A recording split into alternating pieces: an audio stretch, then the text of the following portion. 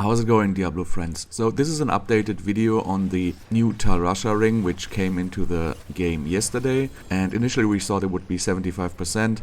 Unfortunately it can only give you 60% bonus, but I think that is still pretty good, so I'm making this updated video here real quick. If you already saw the last one, pretty much the short answer is you can get fire, cold, lightning and poison damage. Poison damage you can obtain from vampiric powers. So each stack gives 15% and together that makes a 60% multiplicative damage increase. And in this guide I'm now going to show you how to get it and how it works and which skills you can use to best apply it and everything else. And you might remember this is exactly the same effect than the Malignant Heart of Tal Rasha or the Caged Heart of Tal Rasha from Diablo 4 Season 1. And the only difference is that the buff effect actually does not last 10 seconds like it did in Season 1, it just lasts like 4 seconds. So first I'm going to tell you how to get the maximum out of this ring. So how do we get 4 kinds of elemental damages to boost our damage by up to 60%? And after that, I'm also gonna tell you how to most efficiently farm this item. So you shouldn't have any issue obtaining this item at all, it's pretty easy, I promise. So let's get right into the guide.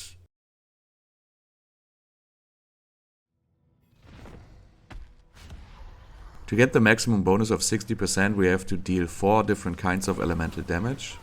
So you might notice, wait a second, Sorcerer only has 3 types of elemental damage, right? Cold, fire and lightning. But if we are playing Season 2, there's actually vampiric powers which can additionally apply poison damage, which counts as elemental damage. So to actually deal poison damage for the last 15%, you can actually just use the infection vampiric power. And before you think, oh, I have to waste an entire vampiric power to get these 15%, well, yeah, first of all, it's 15%, that's actually pretty nice. But also, depending on your build, like for example, if you're playing chain lightning or ball lightning or ice shards or fireball, any kind of fast attack speed build, which hits a lot, infection actually doesn't do all that bad. Like it actually kind of deals quite a bit of damage.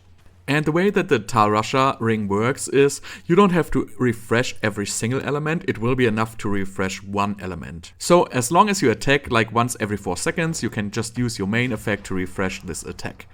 What does that mean? Let's say you are playing a lightning build and you don't have any frost damage and you just put, for example, Blizzard on your bar. You just have to cast your Blizzard once and then you can fight for like 10 minutes as long as you keep fighting and you never have to refresh the stack of Blizzard again.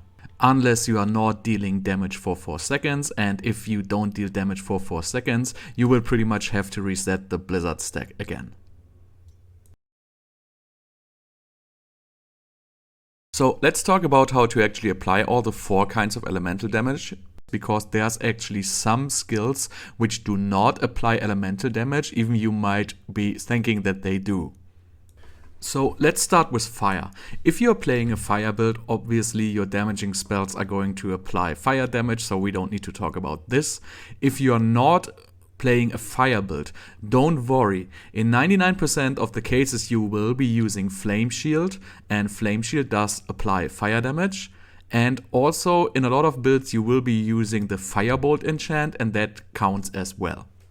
Cold damage. So if you're playing a frost build, pretty much all the frost skills are going to be working except for 2 exceptions here. The first exception to the rule is Frost Nova. Frost Nova doesn't apply damage, so it does not work. And the second one is Frostbolt enchant. So if you're using the Frostbolt enchant, that also does not apply any damage, so that does not work as well. So if you're not playing a frost build, for example, you might want to use a random frost skill on your bar. Sometimes you can just use ice blades, or you could put a random blizzard on your bar. A lot of the times you will play, for example, frozen orb enchantment and you're not gonna have any issues. Just make sure you need to have one real frost skill on your bar and use it, or you have to use the frozen orb enchantment. Lightning is pretty much going to be the easiest one. If you play a lightning build, obviously all lightning skills work. If you don't play a lightning build, you will almost all of the time have teleport, and teleport deals lightning damage, so that pretty much counts as your source of lightning damage. So we were hoping to get 75% with Shadow. I'm just gonna leave it in here because I don't want to make a new screenshot here, but it has been confirmed now, Shadow does not work, so the stored soul for Vampiric Curse do not deal Shadow damage, so we can disregard Shadow here. And last but not least, we have poison damage. That's going to be applied by the infection vampiric power, or if you're very lucky and happen to have the Andariel's Visage, then also by that. Okay, how do you actually farm the ring?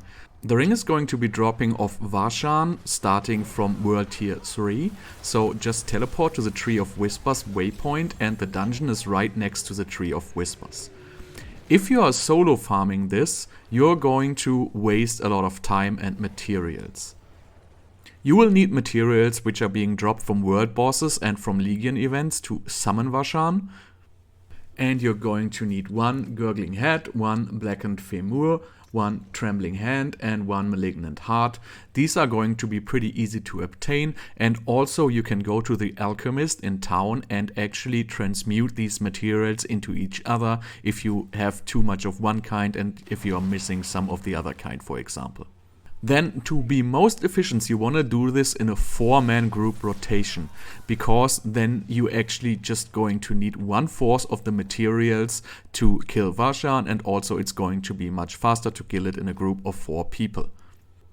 And getting a group is actually pretty easy. You can go to the Diablo 4 Discord, I put the link in the description down below. And then you're going to the channel SCLFG bosses, so softcore looking for group bosses, or HCLFG bosses, hardcore looking for bosses. And you will find all the players just posting their battle tag that they are searching for a group. It actually is very, very easy and goes very fast to find this group.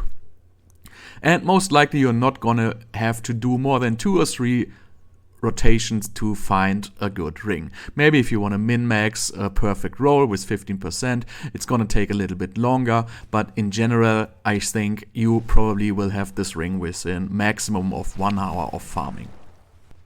So there you have it, that's my guide how to get the Tal Rasha ring and how to get 75% extra damage starting tomorrow on November 7th. Hope you find this video useful, and thank you so much for watching, and I see you guys next time.